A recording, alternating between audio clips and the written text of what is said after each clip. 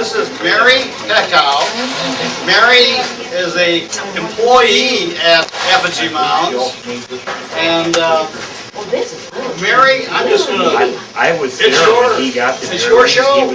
Okay, I'm going to show you how we make baskets down in Tennessee at a workshop. French twist it's called.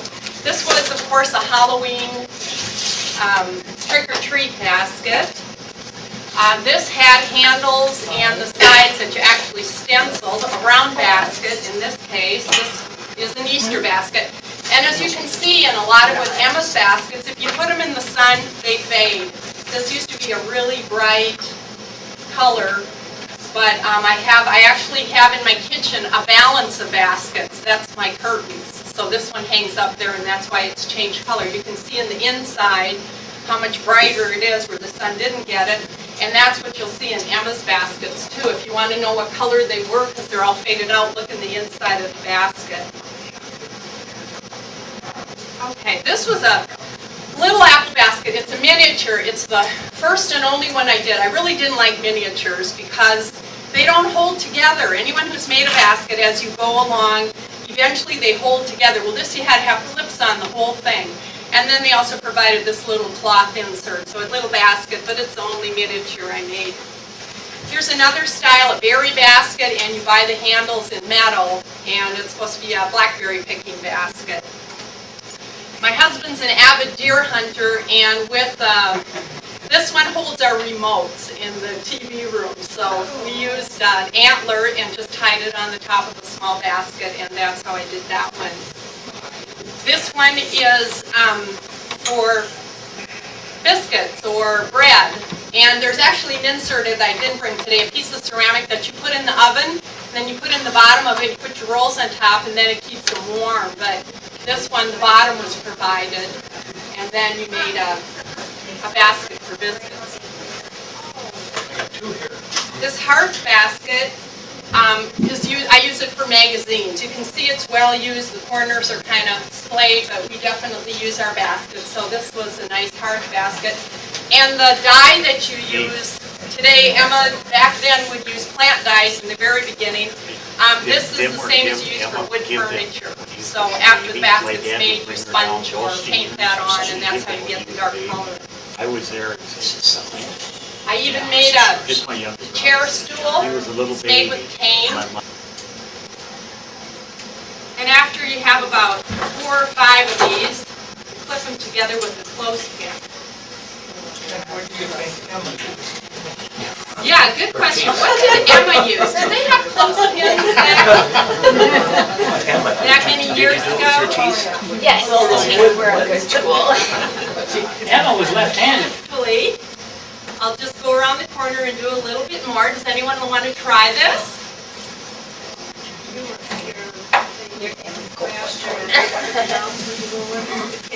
Oh, you went to the archaeology basket workshop? Yeah, that's a nice little basket that we do every year. So, after about the 3rd row, it starts to hold together, and you can take those clips off and don't need them anymore.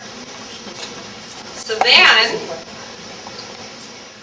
there's an extra piece of 1/2 inch here to make a more sturdy handle, and so all you're doing is taking these and pushing them inside to make your handle. And you're going to wrap it later on.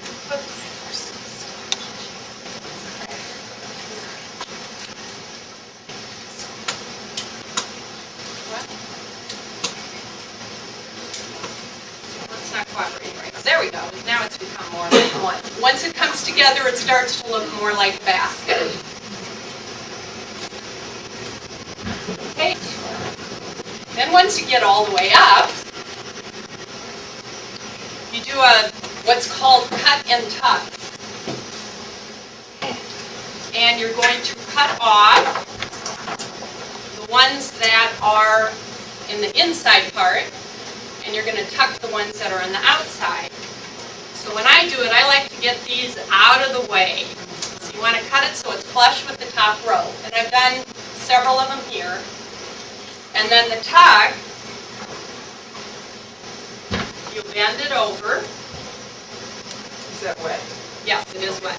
get wet. Yep, otherwise it would just break right off. And you're going to tuck it into a row down below. So you just take your tool, your awl, or your screwdriver. In my case, I take my tool, and I tuck it under. Okay? So after all of those are cut and tucked, let's pretend that they are. Then we're going to wrap. I took cane, and I started here, and I just wrapped it. Wrapped it all the way around down to the other side. And so your three thicknesses that are in here. Would you like to do this? Just take it and you just keep pulling it through. Nah, you won't mess it up. There you go. Somebody want to do that? Okay, and then you wrap it over Okay, the this top. is time lapse, but how long would it have taken you? Hours? This can be a 3 to 4 hour basket. Oh, Yep. Then we're going to take some of this again. Get it wet to get that top row. Now there's a reed called flat oval where it's oval on one side and flat on the other. Flat would be the inside part. I just kept it simple on this particular basket. So you would just, actually this is probably not big enough. I think I used a 5/8 piece here, but you would just go in the inside with this, all the way around in the inside, and then on the outside with this, all the way in the outside. And then you would take cane and wrap it all together. Now Emma, as I did in this basket, she did not use a filler. It was just rough, you just saw what was in the inside, and she didn't worry about it. The older style baskets, that's what they did. The newer style baskets, they have what they call seagrass, or a round reed. If you want a more formal look, you take round reed and stick it in between to cover up all the guts, as I call it. Or this seagrass, where as you wrap, that gets wrapped in there. So then you don't see the mess on the inside.